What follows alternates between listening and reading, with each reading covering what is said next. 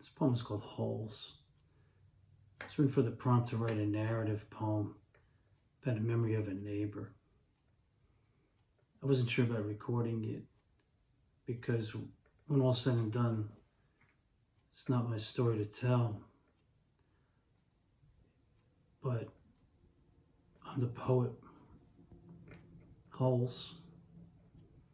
Somewhere around the 4th of July, the year we never swam, I heard an inhuman whistle outside and the riches next door whooping in their driveway, 8 feet between them and my bedroom window, on the permeable border of our postage stamp lots, not knowing what they were celebrating so vociferously until the next day I found the thin plastic base of a spent missile and a foot-long gash in my pool cover. Duct taping the laceration, I was pretty pissed, but not overtly so, until the cruel late October winds of Superstorm Sandy found that gap and tore the tarp in half, like Pastor EJ Charon shredding telephone directories, who, by the way, compared his talent to skinning a cat, an ironic reference for a holy man in my book.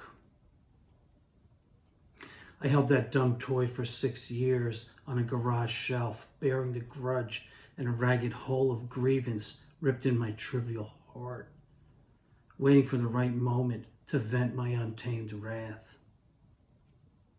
But the great indignation never came, even when before work, walking surely at pre-dawn, I shined a flashlight on Peggy, the gentle heavyweight who always peed pizza-sized wreaths of scorched earth on my lawn, or young rich snow-blowing drifts into the foot-deep tunnels I had shoveled in slippers and pajamas in the middle of the night, handle and blade in front of me, and a leashed little one behind, printing fresh paws in the path.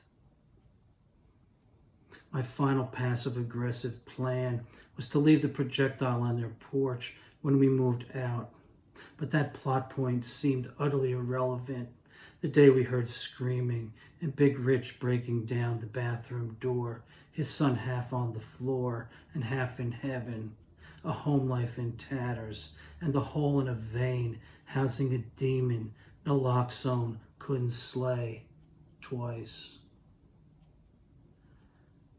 So, the names have been changed in a sense to protect the traumatized. And there's been some consolidation of figures and events. But, the point is that it's the point of the poem is not so much that I didn't go along with my neighbors, but the petty stuff we hold on to is so meaningless compared to the tragedies so many have to endure. There you go. Holes.